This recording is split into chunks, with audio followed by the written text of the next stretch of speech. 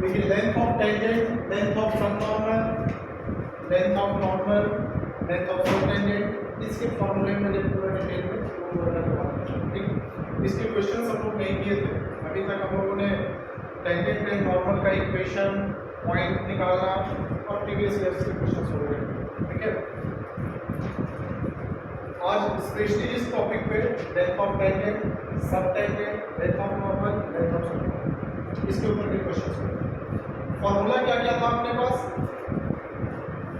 Length of tangent का formula था y1 into under root of 1 plus dx upon dy का whole square या 1 upon dy upon dx का whole square. Length of tangent था। Length of subtangent कितना था भाई? y1 into और सब टेंजेंट तो dy अपॉन नहीं dx अपॉन dy था, ठीक। लेंथ ऑफ नॉर्मल क्या था formula? y1 into under root of dy upon dx का होल स्क्वायर था। लेंथ ऑफ सब नॉर्मल था y1 into dy upon dx। सही है, ये फॉर्मूला लिखा था, ठीक।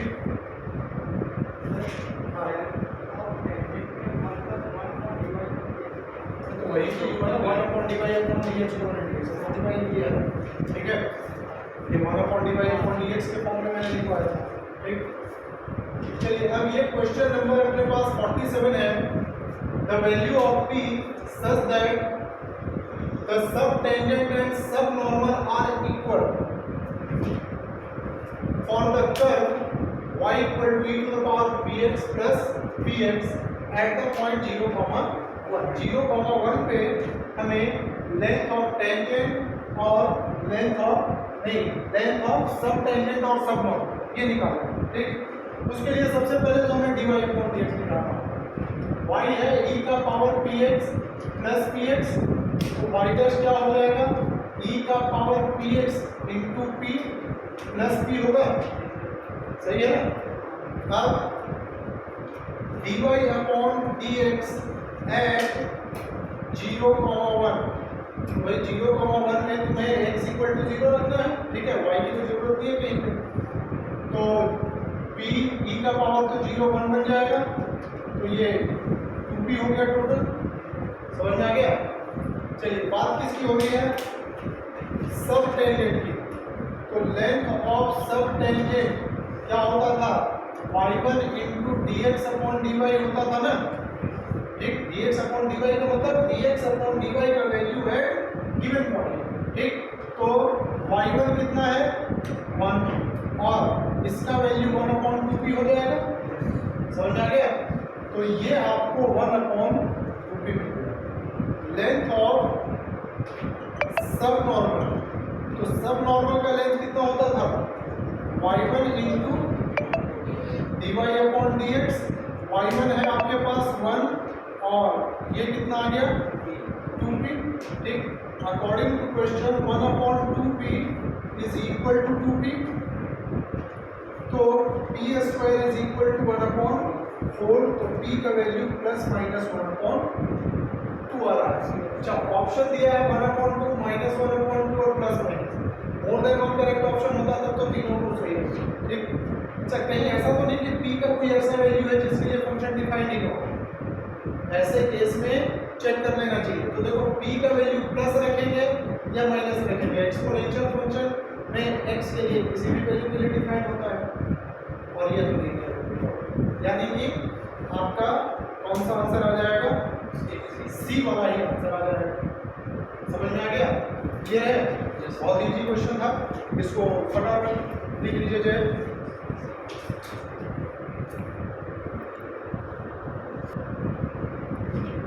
क्वेश्चन नंबर 48 क्या दिया हुआ है? The length of normal to the curve.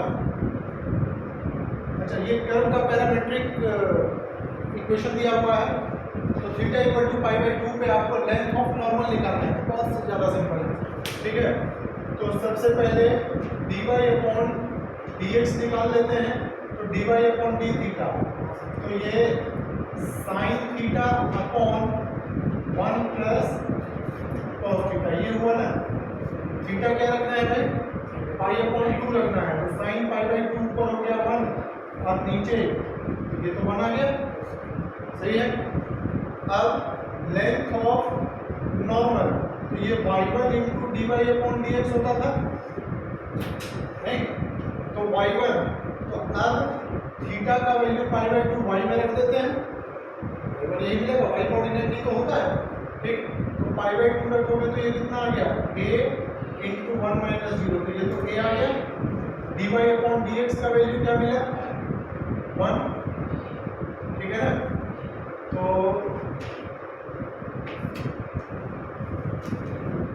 ये आ रहा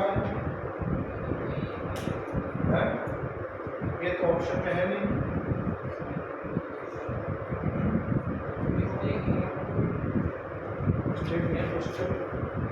The length of normal to the curve x is equal to theta a into theta plus sin theta, और y दिया हुआ है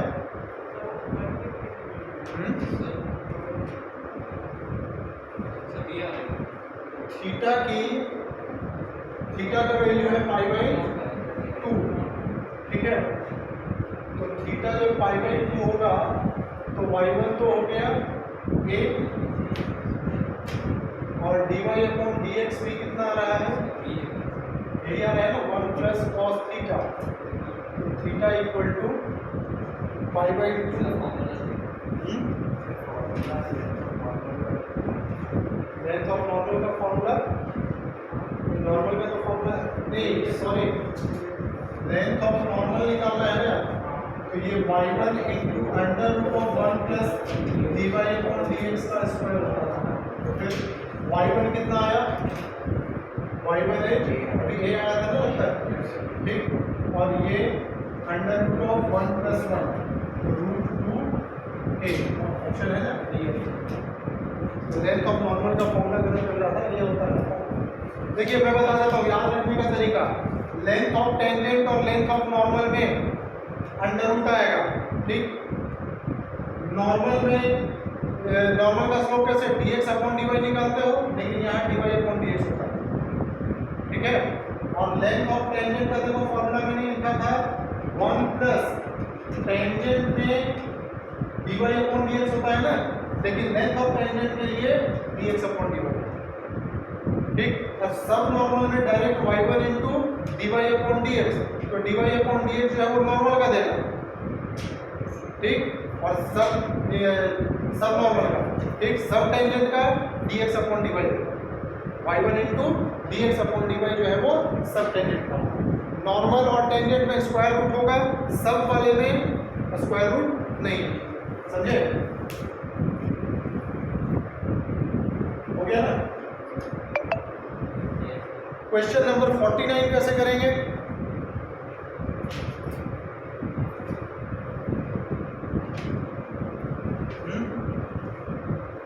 देखिए अब यहाँ पे हमारे पास जनरल कोई कर्व दिया हुआ है y इक्वल टू fx, ठीक। अब न तो हमें पॉइंट दिया हुआ है, न ही कर्व के बारे में, फंक्शन के बारे में कुछ दिया हुआ है, ठीक। पहले ये बताइए dy अपॉन dx, ठीक, ये हमारा जो है f(x) का जो भी वैल्यू निकालें, ठीक। पॉइंट हम मान लेते हैं कि अल्फा बीटा है, क्या है, पॉइंट अल्फा बीटा है, ठीक। तो इसका स्लोप क्या आएगा, f ऑफ बीटा आ गया, sorry f of f dash alpha है, ठीक, f डैश अल्फा। चलिए लेंथ ऑफ नॉर्मल की बात हो रही है, ठीक है। तो length of normal upon length of tangent, इसके स्क्वायर की बात हो रही है ना, है। देखो लेंथ ऑफ नॉर्मल में बीटा, ठीक, और square root of length of normal मैंने क्या बताया, स्क्वायर रूट आएगा, ठीक। नॉर्मल है तो dy अपॉन dx का होल स्क्वायर आएगा, सही है। और लेंथ ऑफ टेंजेंट में बीटा और ये under root of dx upon dy का होल स्क्वायर, सही है, ठीक। इस पूरे का आपको क्या करना है, स्क्वायर करना है। तो बीटा तो चलिए कैंसिल हो गया, कोई प्रॉब्लम नहीं है इसमें। ठीक, अब एक काम करो, यहाँ पे आप सबको dy अपॉन dx या dx अपॉन dy के फॉर्म में लिखो, एक जैसा लिखो, तभी तो कुछ सिंप्लीफाई कर पाएंगे हम। तो ये पहले तो स्क्वायर रूट हट गया, तो 1 प्लस ये dy अपॉन dx का होल स्क्वायर, नीचे 1 प्लस, इसको तुम 1 अपॉन dy अपॉन dx का होल स्क्वायर लिखोगे, कोई तकलीफ किसी को? ऐसे लिख सकते हैं कि नहीं? अब अगर ध्यान से देखा जाए ये एलसीएम बनेगा, तो 1 प्लस, मैं इसको y डैश लिख देता हूँ, ठीक है, इसको मैं y डैश लिख देता हूँ, ये y डैश का square plus 1 into y dash का स्क्वायर हो जाएगा। ये गलत है, ऐसे लिख सकते हैं, ठीक, यानी कि ये आपस में कैंसिल हो गया, इसका वैल्यू जो है हमें y डैश का स्क्वायर, ठीक है, सही है, यहां तक कोई दिक्कत नहीं ना? पहले यहां पे जल्दी से नोट कर लीजिए। तो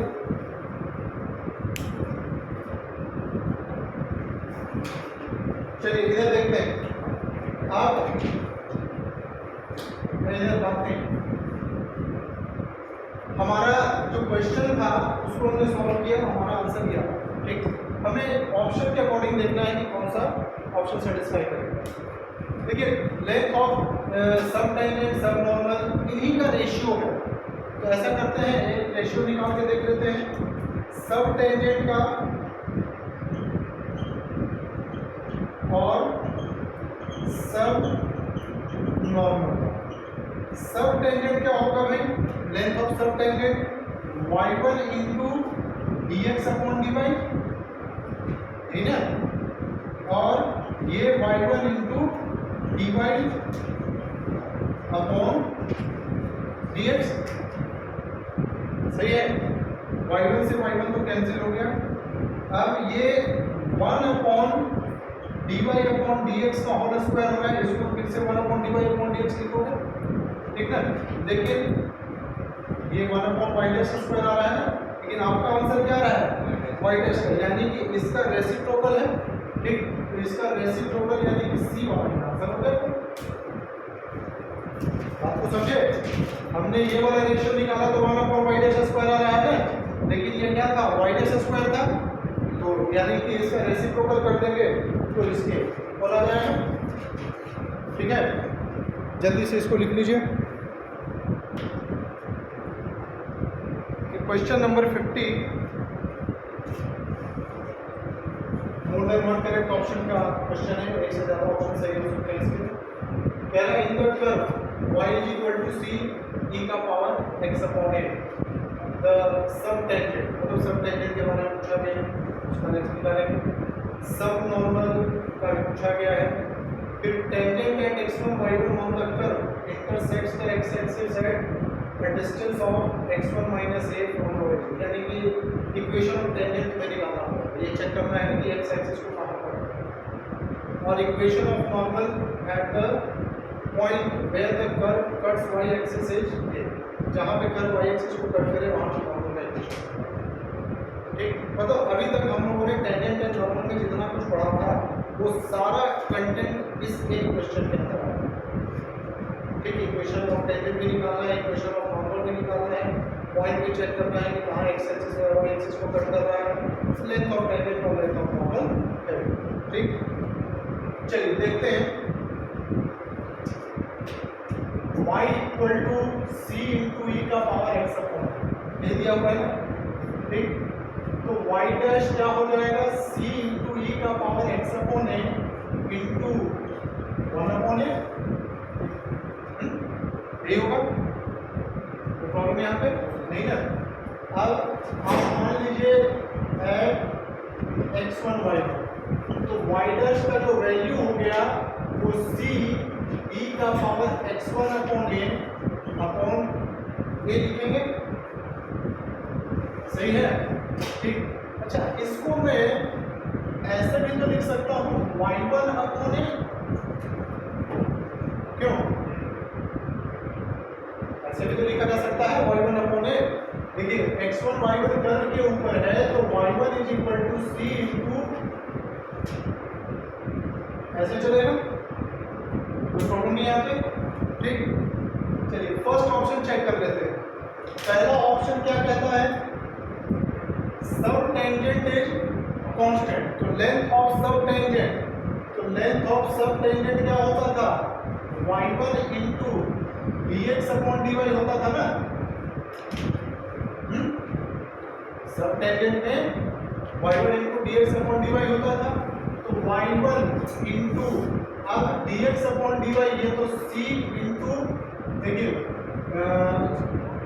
ऐसे हो गया ना, y1 इंटू a हो गया, तो y डैश का वैल्यू ये है। ठीक, तो देखो y1 से y1 कट गया, a आ गया कि नहीं आ गया, तो a तो कांस्टेंट है। ठीक, यानी कि पहला ऑप्शन होगा। ठीक, सही है। सेकंड ऑप्शन चेक कर लेते हैं, क्या कहता है, subnormal varies as the square of the ordinate, तो सब नॉर्मल का लेंथ निकाल लीजिए। सब नॉर्मल क्या आ जाएगा आपके पास, y1 into dy upon dx होता है, नहीं सब नॉर्मल यही होता है ना।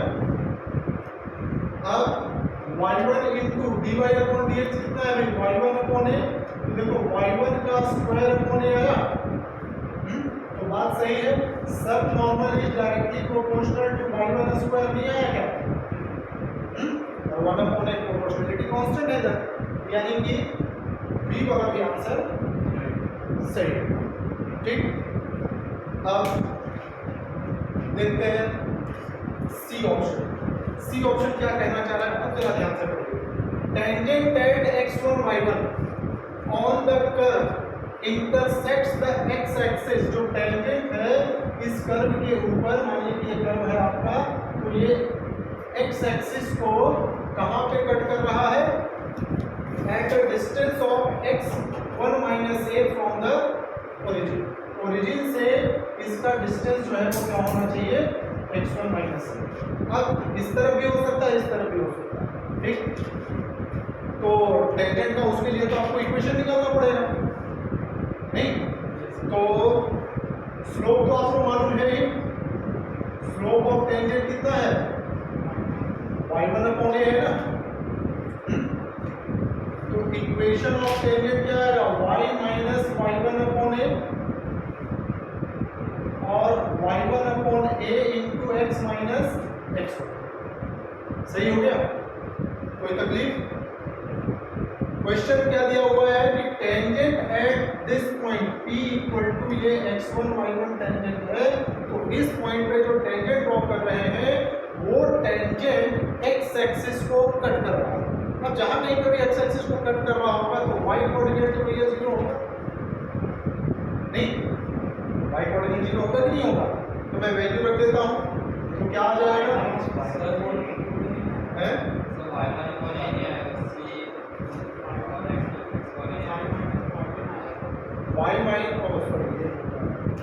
y माइनस y1 स्लोप कितना था, y1 upon a x minus x1, ठीक तो है ना, तो y कोऑर्डिनेट को 0 रख देते हैं।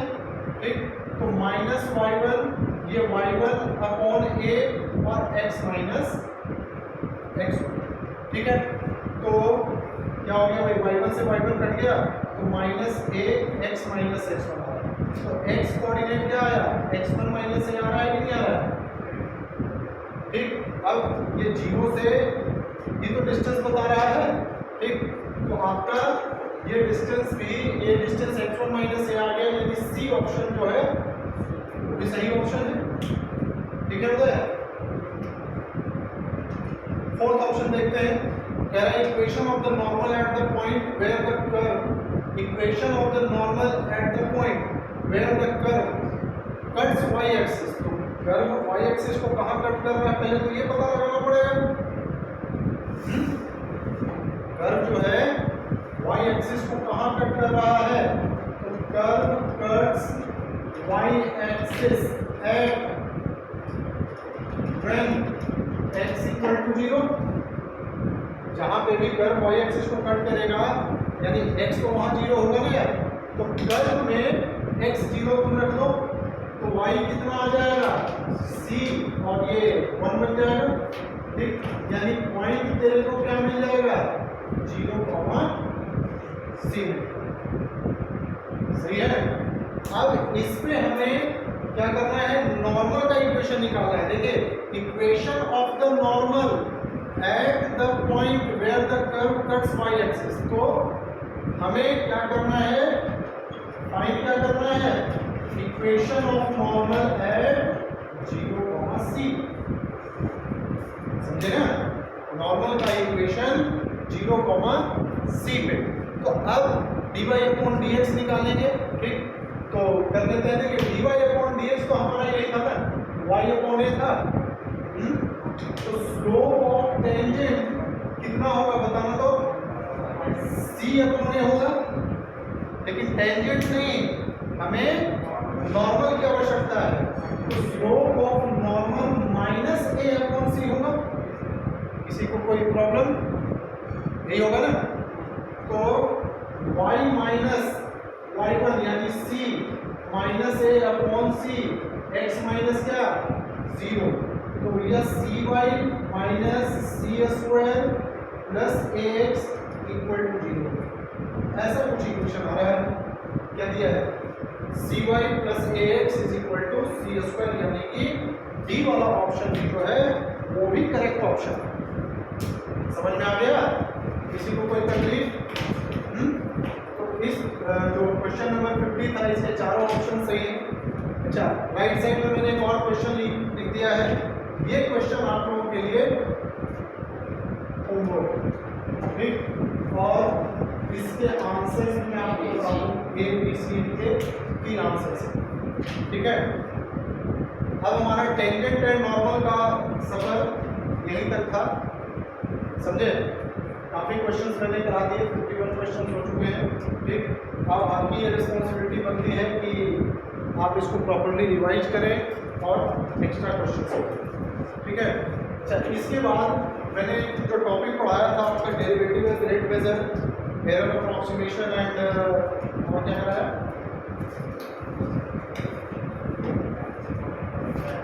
ये बचा है ना,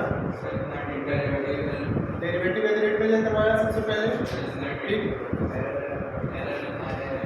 एरर एंड अप्रॉक्सीमेशन करवाया, इंक्रीजिंग डिक्रीजिंग करवा दिया क्या तुम लोगों ने?